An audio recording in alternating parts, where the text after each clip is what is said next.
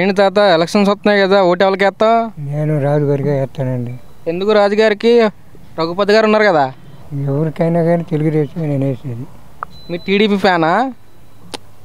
ఈ రాజుగారి గురించి. రాజుగారికి ఫ్యానా? ఎందుకు?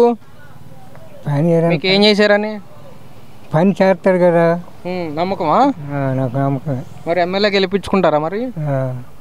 ఇప్పుడు చెరువు మాకు బంజరు పొలం వచ్చింది కదా, ఆ పొలం మాకు ఇంతవరకు రాలేదండి. ఒకసారి రాజుగారి దగ్గరికి వచ్చి మేము సహాయం చేస్తామమ్మా, విడిగా ఉండప్పుడు రమ్మని అన్నాడు. సరే మాకేం కళ్ళ తనకు ఏం కుదరలేదు.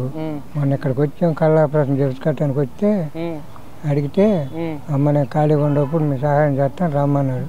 అందుకు మేము వచ్చాం. రాజుగారికి తప్ప ఎవరికి ఇవ్వండి మేము తెలుగుదేశం. మరి కోన రఘుపతి గారు ఏం చేయలేదా బాపట్లలో, మీ జిల్లా, మీ కాన్స్టిట్యున్సీలో? మరి చంద్రబాబు కావాలా, జగన్ కావాలా పైన? మాకు చంద్రబాబు నాయుడు కావాలి. బాగుంటుందా మరి వస్తే? పెన్షన్ వస్తుందా? వస్తుంది. ఈయన చంద్రబాబు నాయుడు ఉన్నప్పుడే నాకు ఇచ్చారు పింఛను. చంద్రబాబు ఉన్నప్పుడే వచ్చింది పింఛను? నాకు ఇచ్చాడు, ఆయన ఇచ్చాడు. అక్కడ పేర్లలో మీటింగ్ పెట్టినప్పుడు కాగితాలు ఇచ్చాను. కాగితాలు ఇచ్చి నాకు పింఛను కూడా ఆయన సెలక్షన్ చేశాను. పథకాలు ఏమి రావట్లేదా మరి జగన్ పాలనలో? మాకేం రావట్లేదు. నాకేం చంద్రబాబు వస్తే మరి అన్నీ వస్తాయి అంటావా? బాపట్ల మీ ఓటు అయితే నరేంద్ర వర్మకే, ఆయనకి అర్థం. కానీ నాకు ఈ బంజరు పొలం గురించి మాట్లాడాలి రాజుగారితో. అక్కడ 30 సెంట్లు వచ్చిందండి.